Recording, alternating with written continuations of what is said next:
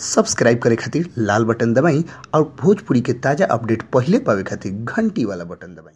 छपरा जिला भोजपुरी पर रुआ लोग के बहुत बहुत स्वागत बा। जी हाँ, रुआ लोग के बता दी कि आजकल खेसारी लाल यादव अपन बेटा के साथे खूब फेसबुक और सोशल मीडिया पर नजर आवत रहे। जी हाँ, रुआ लोग के बता दी कि उनकर बेटा सूर्य प्रताप यादव खेसारी लाल यादव के साथे आजकल सेल्फी खिंचवावे में तनी सा भी पीछे नहीं खन हटत। जी हाँ, रुआ लोग के एगो फोटो वायरल भइल बाटे सोशल मीडिया पर, जौना के हमनी के अपना छपरा जिला भोजपुरी चैनल पर दिखा रहल बानी। रुआ लोग ओकरा के देख सकतनी कि कैसे सूर्य प्रताप अपना पापा के साथे जबरदस्त तरीका से अंदाज में नजर आ रहा बने। जी हाँ, रू जैसे जैसे सेल्फी करके फोटो खिंचवले बने, जैसे जैसे फेस के अपन डिजाइन बनौले बने, और सही उनकर बेटा सूर्य प्रताप भी फोटो एक्शन में खिंचौले बड़ा। ऐसे ई साबित हो गई बटे कि पापा सुपर स्टार तब बेटा सुपर के ऊपर स्टार। जी हाँ, रोलो के बाद कि सूर्य प्रताप ई एक्शन करता रहे तो जैसे लागता कि खेसारी लाल यादव के बाद उनकर स्थान निश्चित फिक्स बाटे। जौना कि भोजपुरी इंडस्ट्रीज में